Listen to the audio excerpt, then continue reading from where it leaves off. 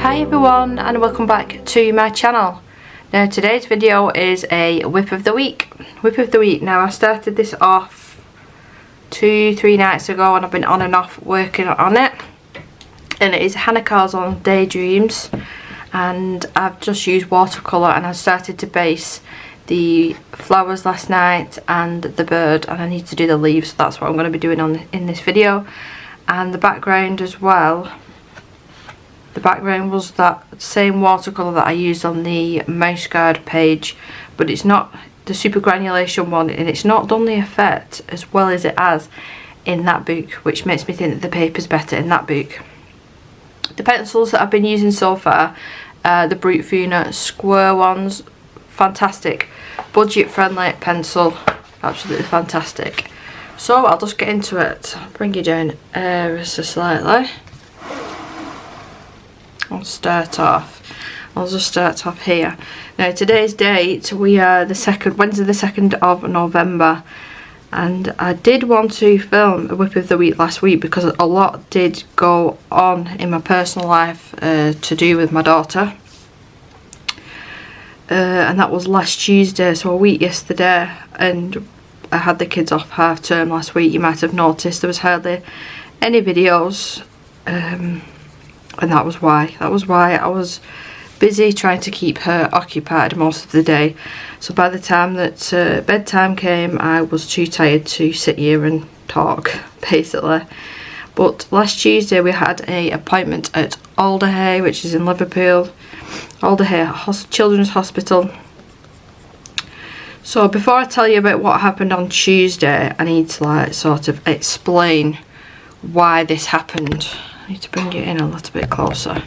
I haven't had the light on today, it's so dingy. I just looked at the weather report, even though I don't trust that thing because it's always wrong. It does say it's going to be raining in the next half an hour. But anyway, so over a year ago, her paediatrician, that shall not be named, we've not got that person anymore, luckily, because I didn't like that person. A couple of issues why I have spoke about in the past, but I didn't like them. So it's been changed now for a while, and I've still not met the new one. Still yet to meet them. I've had to write out reports of what she's like, but I've still not met them. So my husband came across an article. It was an American article, and it was all about an SDR surgery. I'll have across the screen here the actual name of it. That's just shortened down. And stem cell research for children with cerebral palsy. Now they're quite way off in the UK with the stem cell one, so that was sort of out of the question. But we did mention the SDR surgery to a paediatrician, and we got a point blank straight away. No, you know, it wouldn't benefit Isabelle. She'd not get anything out of it. You would have to fund it, blah blah blah blah blah. And then anyway, we walked out of that appointment and ended up emailing the receptionist and basically saying, right, that's fine, that's your opinion, but could we please be referred to the specialist that performs this surgery. So it's 2 callers time for us to get the appointment and actually be there, because I think we had it booked initially for about 2 or 3 months ago. It was before we moved home, and Isabelle was really ill with one of the chest infections that she seems to always get, so we couldn't attend, so it got rearranged. Anyway, we ended up going. It was a female surgeon, and she was fantastic. Some of the things that she was telling us, first and foremost, you know, when you get first impressions of someone, she was full of tattoos, she had makeup on, she had all her hair done, she was dead pretty, dead nice. It was a Spanish lady. So yeah, it was just weird seeing a surgeon full of tattoos, but yeah. She was explaining that they go off it's like a grading system with children with cerebral palsy, from going from 1 to 5, 1 being the best. Like they could walk around, but they needed a walking aid, like a walker or a cane or just something like that. 2 being 5 that they're completely non-verbal, they're most of the time in chairs, they're not really interacting with you. And Isabelle got put at a 4. She's been put at a 4. So because she's not a 1 or a 2, this doesn't get funded by the NHS, which when I go into a little bit more detail of the grading, hopefully you'll agree with me that it's ridiculous that they don't actually. It should be the other way around, that they fund it for the 3, 4s and 5s and not the 1 and 2s. Now the reason that I say that is because we got into the conversation of Isabelle in pain, and the reasons of us wanting this surgery is because she is so stiff 90% of the time. Like, her legs are really stiff, it's difficult to bend her legs, like to get her dressed, to change a nappy, because obviously she's not using the toilet or anything. She's completely dependent on me, and if I'm not here, she's at school, she's dependent on the carers at school. She's not capable of doing much for herself, to be honest. So yeah, we got talking about, like, I had to fill out these forms before we went into the appointment. It was a physio appointment first, like an hour long, and they were like testing her, and she was good as gold, good as gold. She couldn't have been any better, to be honest. We was really shocked, because usually hospital and doctor's appointments, she usually cries, gets upset because she doesn't understand what's going on. But these physios were amazing with her. They knew how to talk to her, how to manoeuvre her. There was a couple of times they had her on the edge of the bed trying to make her sit up, so there was a physio in front of her and then one behind, and I was like sat at the edge of my seat going like this and putting my arms out thinking she was going to fall forward. And don't worry, you know, she's fine.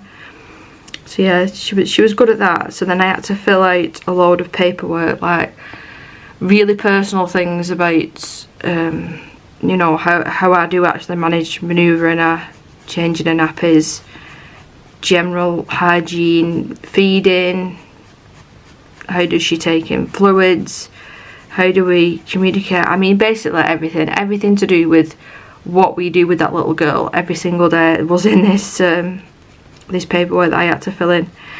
So after the physio appointment, we got took out and we had to go in like the main waiting area, and there was like a place that you could get food. So Danny got me a coffee, and then we had a sandwich, and Isabelle was eating her sandwich and a bag of crisps. And there was something, I think it was something that tickled her, something that made her laugh. And then because the room that we was in, it was a massive room, the echo, she then started laughing at her own laugh, and then the laugh turned into like a scream, but a good scream, she was really happy squealing, because that's the way that she communicates. And then people were looking at us. I mean, we're used to that now, but it just made her worse, like laughing. So I think we waited about an hour to go in and see the surgeon. We walked into the room, and then there was 1, 2, 3, 4, 5 people, including the surgeon, and then us 2 in the room, and then Isabelle. So it was only a small room, and we was all in there. And that's when we got talking about you know, the day-to-day life, and what mine and my husband's expectations if she does go ahead and have this surgery. And I said, and I say this all the time, I'm really realistic. I'm not gonna, both of us are. I always say, it sounds like that I'm being a Debbie Downer, but I'm not. I'm just being realistic. There's no point me thinking in my head, oh, one day she's gonna have a surgery and she's gonna get up, start talking, make herself a cup of tea, go to the toilet. It's not going to happen. It's not going to happen. She's going to be wheelchair bound for the rest of her life, and I'm going to be looking after her for the rest of my life. Yeah, I am. I'm quite realistic. I've come to terms with it. I still have my shitty days, like all parents do. It's getting a bit more real now that she's getting bigger, because it's really difficult. Because when she is stiff and you're lifting her up and transferring her from like a bedroom to a chair, I don't know if you know, but I dislocated my other knee. I already did my right knee years ago, but I dislocated my other one. It's coming up to about 8, 9, maybe even 10 months ago now. But because she's that tall, when she's stiff, when I'm holding her, she's literally, her legs are kicking into my knee. So I'm thinking, oh my God, imagine if it goes now and I've got hold of her. So I was telling this all to the surgeon. She was going through all the paperwork and everything. And she mentioned pain, and then my husband Danny, he said, it's funny that you mentioned pain, because Debbie said for years that Isabelle's got a really high pain threshold, and I've always said that, like if she's had injections or she's been in the bath and she gets excited and she bangs her arm and she's got a huge bruise the next day, she doesn't even flinch. When she had the Botox in her legs, the back of her hamstrings and thighs, didn't flinch. You know, if it was me, I would have been crying my eyes out. But I've always said that. It was my guess that she had a high pain threshold. So the surgeon said, yeah, she does, but purely because she was born with cerebral palsy. It's all she's ever known. So she's always known to be in pain. Because I mentioned that she doesn't whinge about it, like if you take her out of one place to another, or if I am changing a nappy, I have to move a leg in a certain position, excuse me, a hip cracks really loudly, and you can see that she pulls a little bit of her face, but she doesn't complain. She doesn't complain. It's sad for her, it's sad, but we just want to make sure that we're doing everything that we can to make life more comfortable for her. Like when she's sitting in a chair at home, and sometimes like she wriggles backwards and forwards in a chair, and I think sometimes, why is she doing that? Maybe like she was having pain in her back, or her legs were bothering her, or her left arm. I don't know. The way that I've always explained it to anybody is it's like a guessing game looking after Isabelle. You have to go through everything to understand what it is that she wants and needs. And the way that the surgeon said it, and the way that I'm going to say it from now on, is it's like a process of elimination, looking after a child with cerebral palsy that's non-verbal. And it is. She worded it so right, that you have to go through all these different things, like, do you want a drink, do you want the channel changing, do you want a different boot, do you want a different toy, are you wet, you know, are you tired, are you cold, anything. It is a guessing game, and we are trying different ways of communication, but nothing's working just yet. Yeah, we came out to that appointment and we were just surprised of all the things that we learnt that we weren't told. Like, I mean, she's nearly 6 years old, and we weren't told a lot of things that we found out that day. But they did say that because that she's a 4 and not a 1 and a 2, we have to fund it, and it's £16,000. So I'll be totally frank with you, I walked out of there thinking, Jesus, where are we going to find this money from? So we first said we'd have to take a small loan out off a family member, we'd have to take another loan out off a bank, and then use the remaining of our savings to pay for it. We would have been putting ourselves in debt. But if it meant Isabelle not being in pain, even though we don't really know what's going on with her, we had to do it. So I'm not going to say right now who it is, because I don't know if they want me to say it on YouTube and it's out there, it's online forever. But a family member has offered to pay for the whole thing for her, and words can't obviously explain how grateful we are that it's given her the opportunity to hopefully be pain free, if that's what the surgery is going to do. It might be, I don't know, it's really good. It's amazing. It's really good. So she's gonna have it on in. I just had to take a little bit of a breather then. Yeah. So she's gonna have it surgery in February. That's when it's booked in.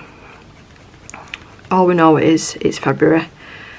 So we've started the process of emailing back and forth, getting all the relevant information, and it turns out they want her to be in the actual hospital. I think it's for 4 or 5 days after the surgery, and then it's 4 days, and then they want to start the intensive physio, which will be an hour and a half to 2 hours twice a day, and they want her to basically be in the hospital grounds for up to 3 weeks, which obviously it's going to be me with her. I'm a main carer. As much as she's a daddy's girl, I know the ins and outs of everything. with how to look after her, and because I don't drive, it will be me there. So in February, if I go missing, you know why. I'm in hospital. I'm in hospital with Isabelle. But we have thought that maybe we need to speak to them properly, but maybe we could, after she's got past the initial period of the healing, because it is quite a, it's not a nice surgery. I'll explain a little bit of that in a minute, but it's after she's got past the point where she can leave the hospital because she's healed enough, maybe we could bring her home and then drive her back each morning, and I would stay there then at the hospital all day with her, and then once the physio's over with, we could then come back home. Now the reason that we're going to be saying this is because we already have sleep issues with Isabelle, and she's always been, is the right word stickler? She's always loved routine ever since we brought her home. We've always been quite strict on a routine of like bath times, wash times, teeth. She knows it by heart now, even though she can't communicate. She knows what's coming next. She knows like by 6:45, 7 o'clock, it's usually time to go in her room, and she has like a relax. She watches a program called, it's like In the Night Garden, but it's called Moon and Me, and it's a really relaxing program for her. So she watches that in bed with all the cuddly toys and her little lights on, and then after about 45 minutes to an hour depending, weekend we let her stay up a little bit later, we go in and do all the routine, and she knows it off by heart. So we're worried that if she's in the hospital environment and we're not being able to do this routine, she's not going to sleep at all, and then she won't do the physio the next day. So we need to broach this with the hospital staff and just see what they think, because it's not just that as well. I think I will go absolutely potty being in that hospital, especially at night time as well, once she's settled down, if she does settle down.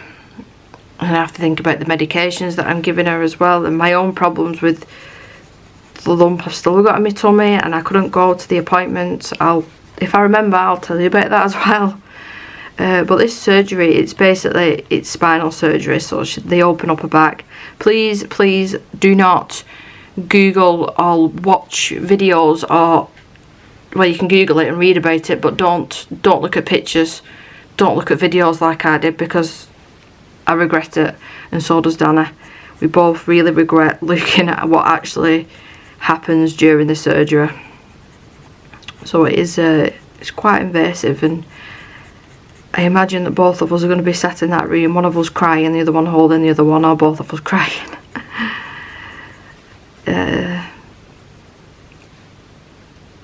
think I just need to get past this, talking about this, because I'm just gonna end up getting upset again. So yeah, I missed my appointment as well.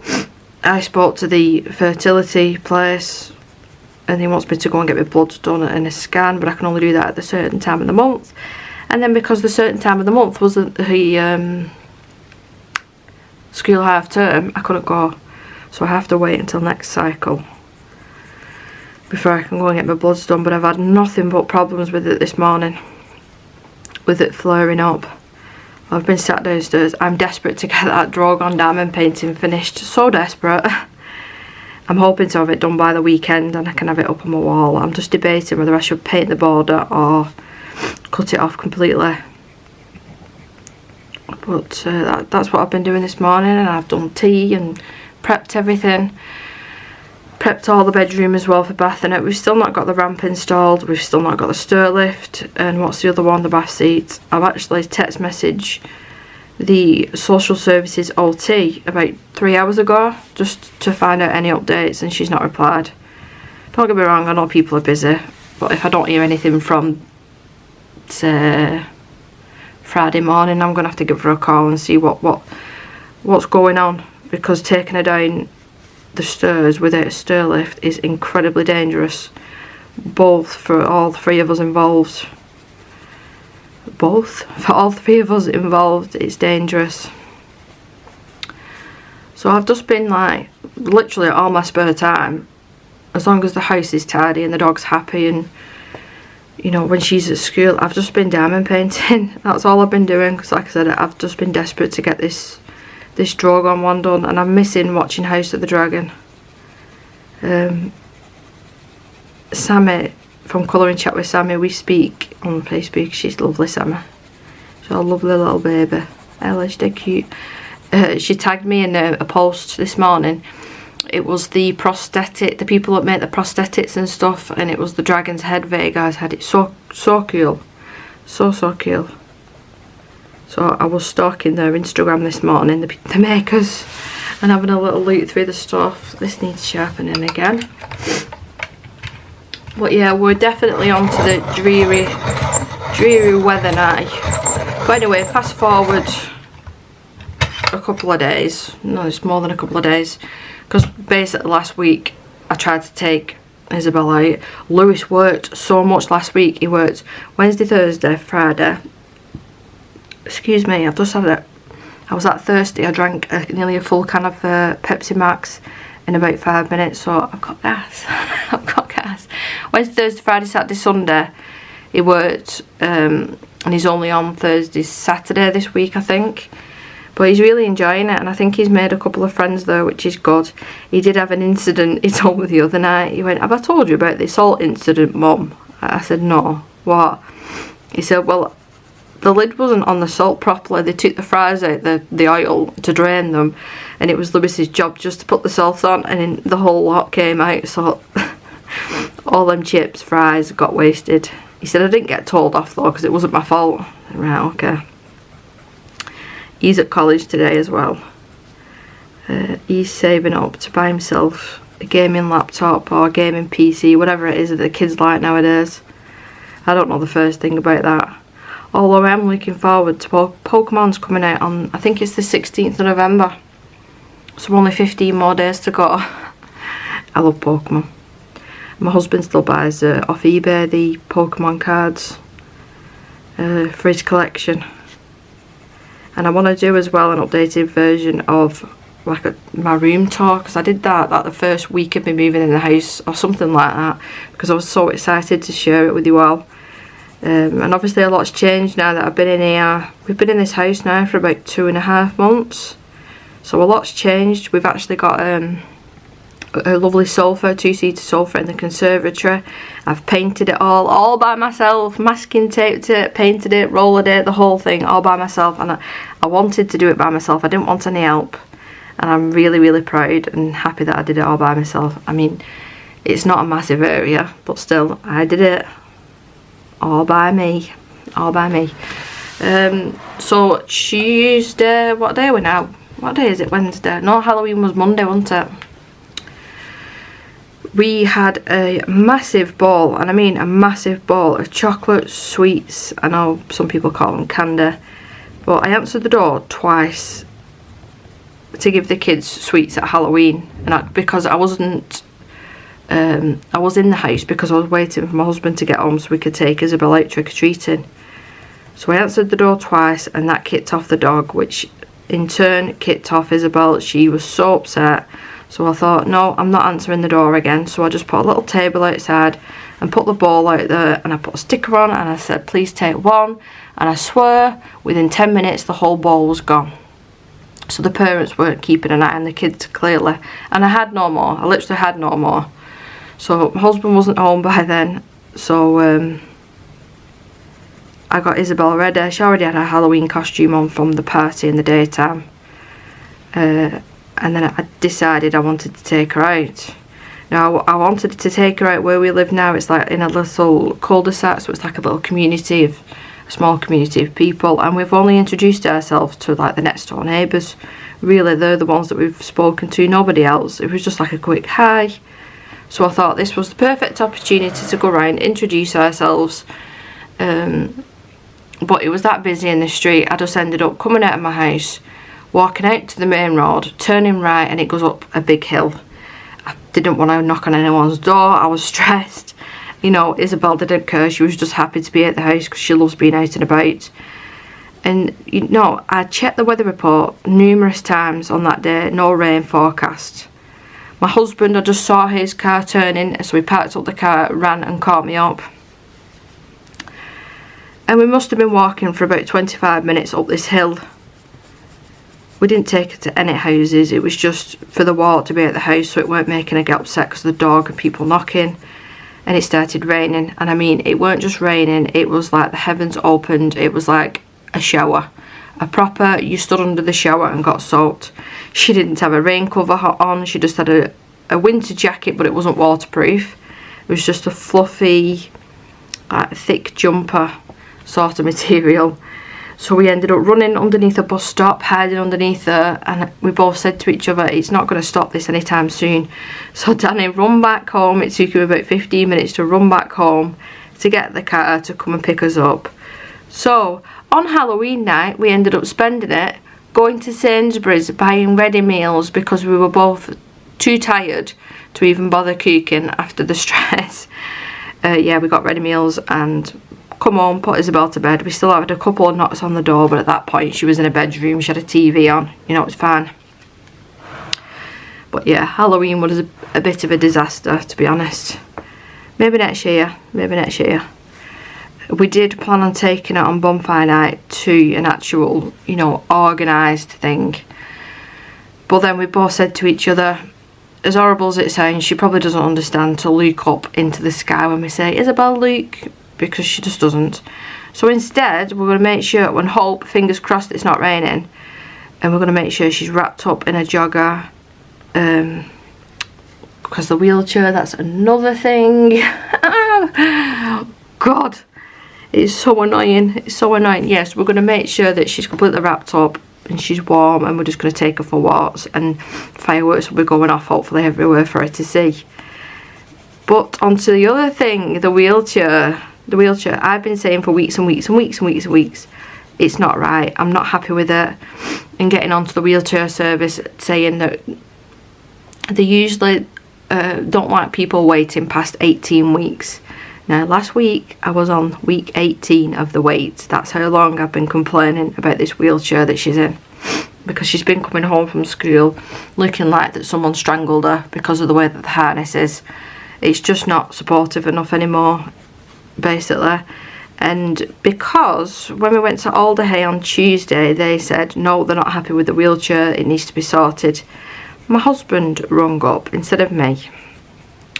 So he rung up and said, right, we know that we're on week 18, we appreciate that a lot of people are waiting for appointments, we can appreciate that, but we've currently been to Alderhay at Liverpool, and the physios there have said that they're not happy with the seating situation, please can it be sorted. So this phone call was on Tuesday to wheelchair service, and they give us an appointment for Thursday. How strange, how strange. We mention a hospital and physios and they quickly give us an appointment. So I had to get the bus there with her. I was hoping I didn't have to get my craft blade, well, looks like I'm going to have to. I ended up getting the bus there with her. I was worried and panicking, thinking, oh, she's going to misbehave because she's on her own and she doesn't like the bus. No, good as gold. She couldn't have been any better. So she makes me out to be a liar most of the time now. But she is well behaved at appointments. Touch wood, Debbie. Touch wood. At the moment she's being. And they're coming out, the reps are coming out on the 2nd of December with a more suitable wheelchair for her that's more supportive, it's more padded, it tilts so she could sleep in it. All these things that I've been saying for months, it's finally happening.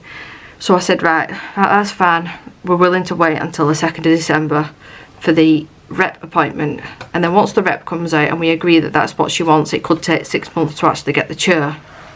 Right, so I said what we're going to do in the meantime, because obviously this is not good. So she's actually coming out to the house on Monday the 7th of November with a chair that might be suitable for the time being. But my husband needs to be here to check that it will fit in the car, because it's big. And I mean big, big, big. It's going to take both of us to get it in and out the car each time.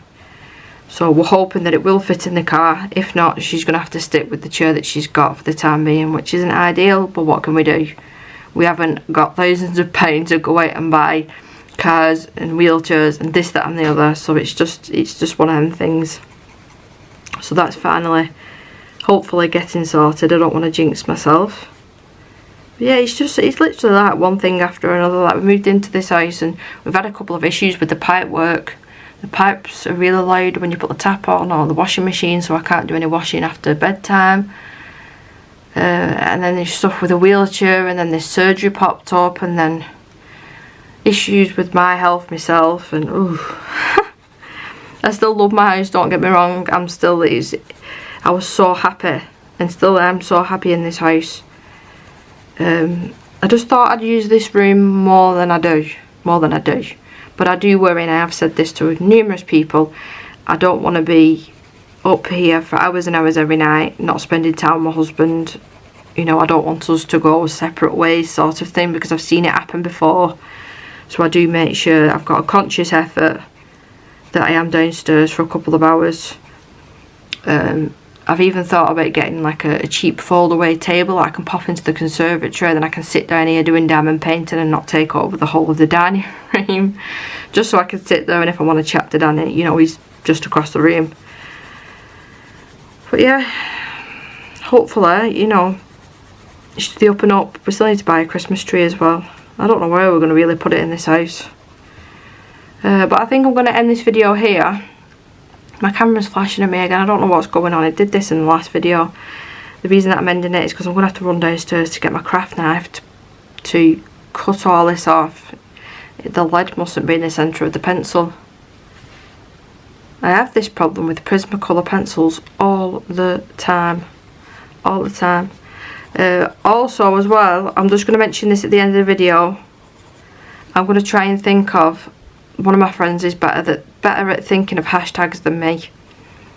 Kirsta, think of a hashtag for me for my birthday, because I would like to do a hashtag for you all. If you want to join in, colour something that you know that I will like, if it be a Hanna karzon page, Mystic Art Mirrors, Mariola Budek, a dinosaur, a dragon, anything that you think that I would like.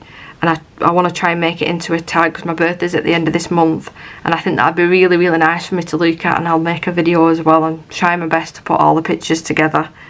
But yeah, I need help with the name. I can't think of anything off the top of my head at the minute. My brain's just sort of frazzled with the everyday life of looking after what I do look after sometimes. Don't get me wrong, I love that little girl. I love her more than bloody life itself, but it's difficult, and it's only getting harder as well the bigger that she's getting.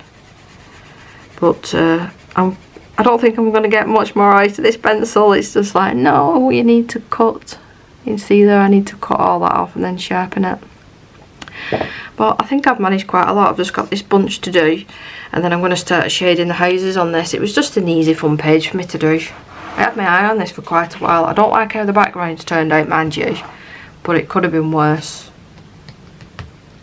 But until my next video, take care of yourself. Bye.